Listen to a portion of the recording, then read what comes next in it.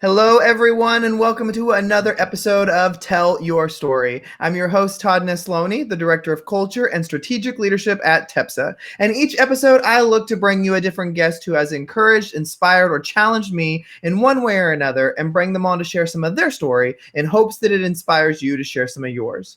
Today, I am thrilled to have my guest, Brandon Mouw, on with me. Brandon, tell everybody kind of who you are and a little bit about yourself before we get started.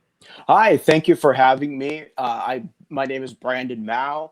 You can find me at Brandon Mouw Official on Instagram. I am 35 years old, live in Southern California, and I'm still kicking, even though I was told that I had a death sentence.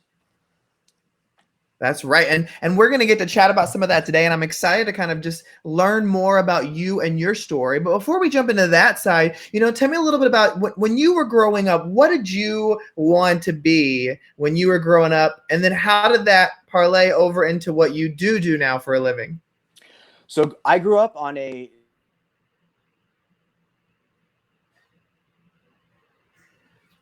Oh, I think I lost you. Wait, now you're back. Okay, there you go. Start again.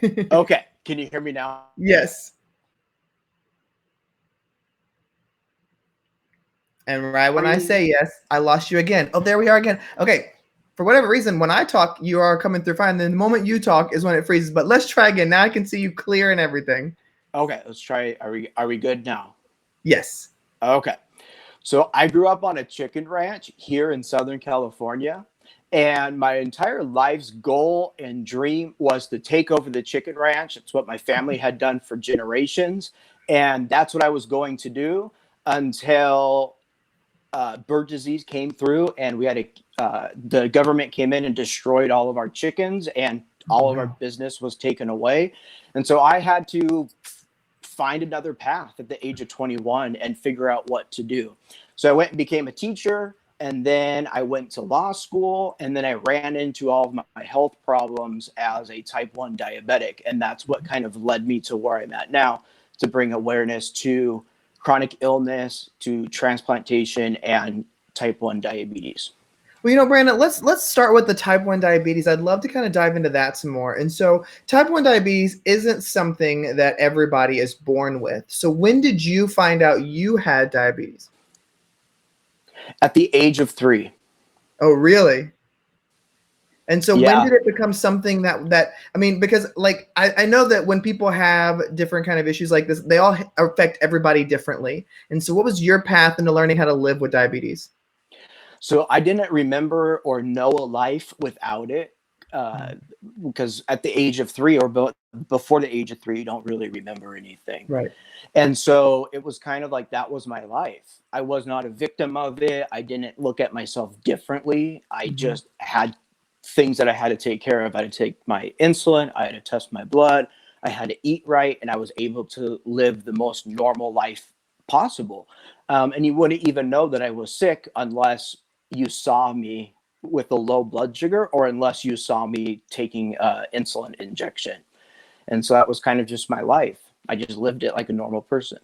In your childhood, did it ever keep you from doing anything you wanted to do? Yeah, like things going to friends' houses or birthday parties or overnight trips, stuff like that. It prevented me from doing that because you never know what's going to happen, and there's not people there who are able to properly handle the situation. So unless a parent or somebody who knew me could go, I couldn't go for my own safety. And is it always something that you felt really comfortable talking about with others, or did you kind of have to grow into that? Nope. It was something that was close. It was held very close to my chest. You would not know I was a diabetic unless I told you I was one. Yeah. And it was just, I grew up in a time where there was no social media and you were seen as different because it was something that was very misunderstood. And so it was better for me that people just didn't know that about me. So when did you reach the point where you were like, I'm comfortable talking about this more publicly now? It was when I had a kidney removed from a botched kidney stone removal surgery. And it turned me from a well-controlled diabetic for 30 years to a brittle diabetic, which made me go from living a completely normal life with no issue to not even being able to get out of bed, to being found dead twice and having to be resuscitated and told that I shouldn't be alive, to being Wow. to literally being told that I have days at most to 2 years to live if I kept on the path that I was going. And there was nothing that could have been done except to get a pancreas only transplant. And what made me have to break out of my shell and ask people to get involved and kind of like Mhm. put my information out there was that I needed the transplant, and it's not covered by insurance here in the United States of America. It's one of the exceptions to the rules.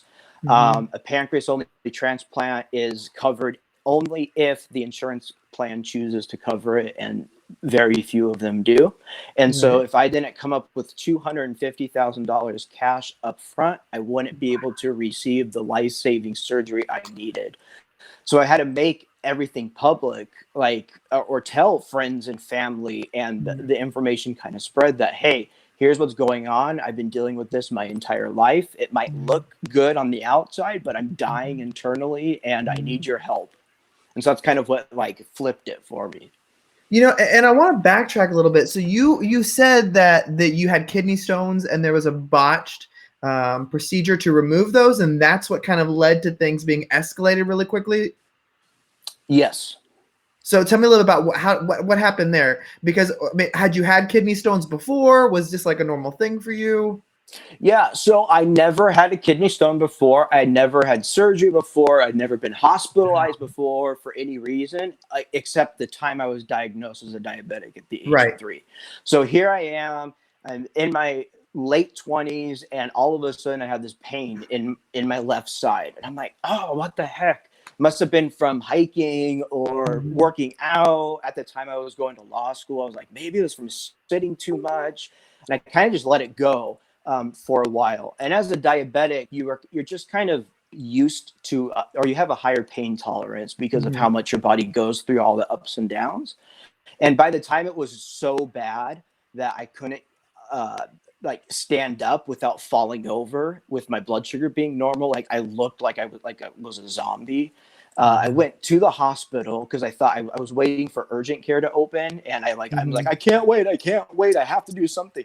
And I was like, I Yeah. don't think I'm sick enough to go to the hospital, but I finally went in, and they took me back right away. And when they did a CT scan of my kidney, they're like, you have a kidney stone, you're septic, there's like you're going to die if we don't do emergency surgery. And so what ended up happening is that the kidney stones, there was actually 2 of them they found later when they kind of went in, and they were both the size of my thumbnail. And for them to break it up and remove it was very damaging to the kidney because it was so many tools and lasers and Mhm. nets to catch everything that my kidney didn't really recover.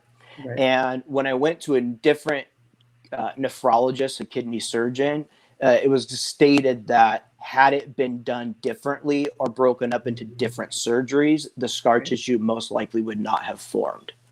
So that's what I mean by like botched kidney Yeah. stone surgery. Well, and you said you went from what were the words you used? A normal diabetic to a Yeah, what did you? a well-controlled diabetic, which means that you don't have any issues. You can eat Mhm. normally, and you can control your blood sugar normally with insulin and exercise and nutrition. And then I went to a brittle diabetic, and that's the Right. term where it's no matter what you do, something is going to be wrong. So no matter what I ate, no matter what I drank, no matter what insulin I took, my blood sugar would always fall, and I would turn hypoglycemic.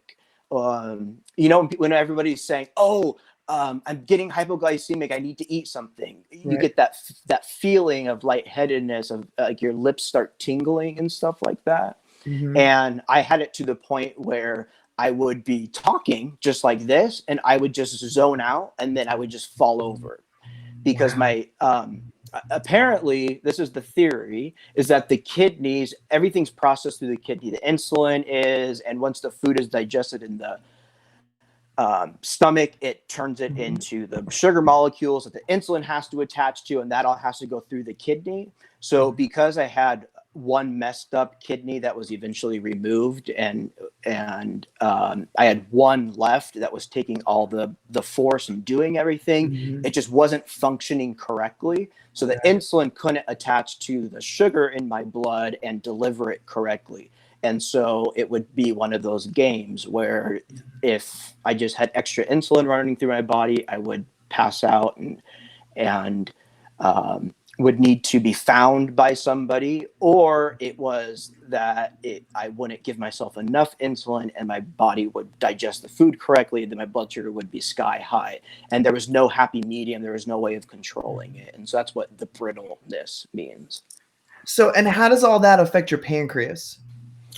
All that means is that the pancreas doesn't work at all, and everything is dependent on my food consumption and my insulin intake.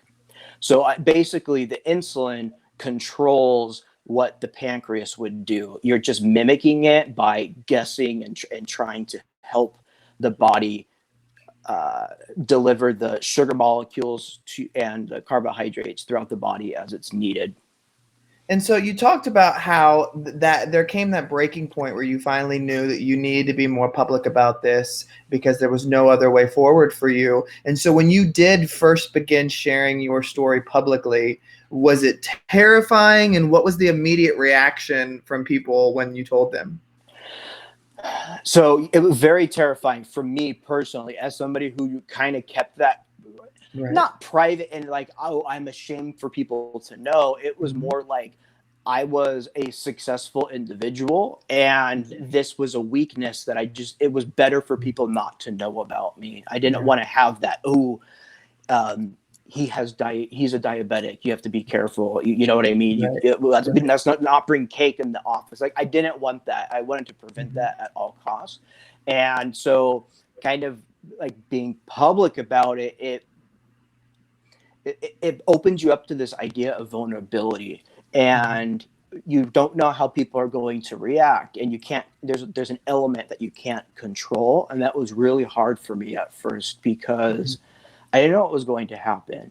Yeah. And a lot of people really close to me were not supportive of it. They looked at me differently, and I don't know if they thought that I kept something from them, or that Right. now that I was in need, I decided to talk about it.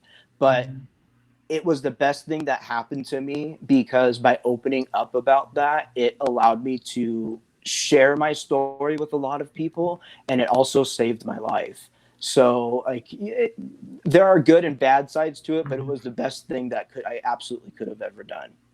Well, what really stands out to me as you share this is that, anytime we share those personal sides of ourselves with others, it's terrifying, no matter how big of a deal it may seem to others or not. And it's scary because you are going to that vulnerable place, and being vulnerable is always a little bit uncomfortable for all of us. And so, you mentioned how realizing you need a transplant and realizing how expensive it is, insurance doesn't cover it. I think that's one thing those of us who live in the United States really take for granted is if you are healthy and you can afford a really great insurance, you're fairly taken care of. But the moment that you have a medical issue that insurance doesn't cover, or you don't even have medical insurance to begin with, those fees are astronomical. And like you said, you had to have $250,000 just for them to agree to do it. Not and so right up front. And so when did like that whole conversation of you're going to need this, where's the money, like when did that happen? So after going, so when I was when I was going through all the brittle diabetic, and basically my entire life was crumbling, my body Right. was failing me. I was going to doctor, trying everything I could, like any doctor you could think of, I made appointments to, and I was like, just anyone, give me something, because I've been able to control this for so long, and Right. now I can't. There's just something we're missing, right? And I finally went to a doctor, and she just sat down and flat out said, Brandon, you're at a point after 30 years of a chronic illness that your body can't recover anymore. Mhm. This is the only solution. So, and she told me I need to beg, borrow, and steal to get it done. and she meant it literally. And so I really took it to heart, and I was like, okay, um, what do I do? And so I went to the transplant hospital, and they denied me right away because I didn't have the cash to pay for it, and I only had one kidney. Then I went to another transplant hospital, and they denied me for the same reason. And so I thought, well, shit, this isn't going to happen. I might as well give up. But I had like this internal, like, I'm gonna fight until the last minute. I like don't like That's just like part of me. And so I was like, okay, I'm gonna try one more. And I went to Mayo Clinic in Arizona, and it's more of like a hospital that takes on higher risk patients and is willing to test things. And it was the conversation of, okay, you would be a great candidate if you came up with $250,000, we would consider you. Right. And so it took me 3 months to come up with the money. Once they had the money, I was listed for 2 months, and I got the call for the transplant the day after Christmas in December of 2018. Wow. Well, that is a quick turnaround. And so now that you've had the transplant, have many of those issues dissipated, or what's still going on there? So the brittle diabetes is currently solved. Since I have a working pancreas that is controlling my blood sugar based on what I eat and what is going on with it, it's creating enough insulin for my body to function normally. I still have the 31 years of being a type 1 diabetic complications. I still have chronic illness complications. I only have one kidney, and my remaining kidney is functioning at they tier them, and when you hit tier 4, you need dialysis. Mine functions at stage 3, and so my kidney might need a new one in the future. And at any point, this new pancreas that currently is keeping me alive and allowing me to live a life might fail at any time. So I live in an element knowing just how precious life is, and to take advantage of it the most I can. Knowing all of those issues and all those concerns and potential fears, how do you not let that fear consume you? So I've technically been dead twice, and I think that is the greatest fear of all. And if I've been through that already, I don't have that to fear. So for me, it's about taking the best care of myself that I can, as I've always done, and really not worry so much about what might happen and worry about what is currently happening. And by doing that, it doesn't let my mind trail off into all of the what ifs. And so I kind of get to stay in the moment and live in the moment and take advantage of what is happening right now. And so, this became obviously this is a part of who you are and your story and everything, that you wanted to be a voice for others who were either dealing with diabetes or dealing with needing a transplant or things like that. When did that become such a driving force for you that you wanted to bring so much awareness to it? Was it, when did that connect of, you know what, I went through all this. This is my mission now, to bring awareness to this. There's so many people who need these things. So it happened in two ways, because I was always self-sufficient. I never even realized this was an issue. Like insulin alone for one bottle runs between $500 and $850 itself, and most people require multiple bottles per month. So that's just if you're paying cash. I had always been able, no matter what, to have come up with money. I always found jobs that I was able to get insurance. Until the Affordable Care Act was passed, I couldn't get insurance because I had a pre-existing condition. And so there's a lot of aspects that go into that. And I know a lot of people are not able to do that. And then the second thing that I realized when I was searching for the transplants and to get information about it and all that kind of stuff, there's no information available online anywhere. You can find people who've had kidney transplants that have gone through things that need a donors, but it's covered by insurance. You can find people that need to raise money to help pay for the insurance and stuff like that. But there isn't like a direct link to diabetes and pancreas only transplants and that type of information. And Mhm. so it kind of started going in my mind like, well, I wish I would have known this, if Yeah. only I had known that. And Yeah. then I had a doctor tell me, who was the doctor who saw me at Mayo Clinic, who was like, you'd make the perfect candidate. And I saw her 3 months post transplant, and she walked in the room and was bawling her eyes out. And I was like, Mhm. what happened? Like, what is going on? And she just said, Brandon, I fought for you, and we as a committee did not think that you would make it long enough to receive the transplant. So Wow. she goes, seeing you alive and well is like the most Mhm. inspiring thing that I can see. And she says, I don't know what it was that got you through that point, because you Right. looked like you were a zombie, but whatever that is, you need to spread that information out to people, Mhm. because people need to hear more positive things, because Mhm. there's too many negative things in the Yeah. world. And so it kind of sparked this thing inside of me, because I'm alive because someone died and donated their organs to Mhm. somebody else. So I'm Mhm. alive because of a gift of somebody else. And I feel like my gift for humanity can now be Mhm. me providing information for people that can't get it anywhere else.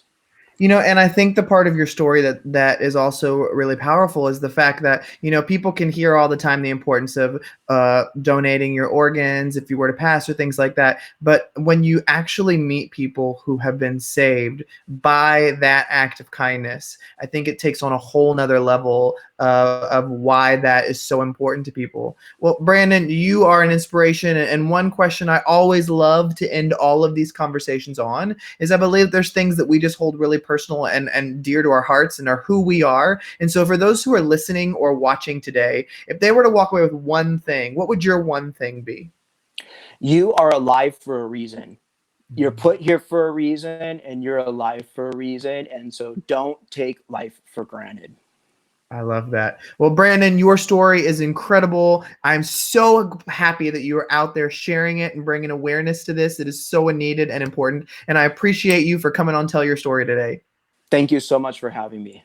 And thank you, everybody, for listening or watching another episode of Tell Your Story. Remember, you can check out past episodes on iTunes, Spotify, SoundCloud, YouTube, wherever you get your stuff, it's there. I hope today's conversation with Brandon has encouraged you to get out there and tell your story, because every story matters.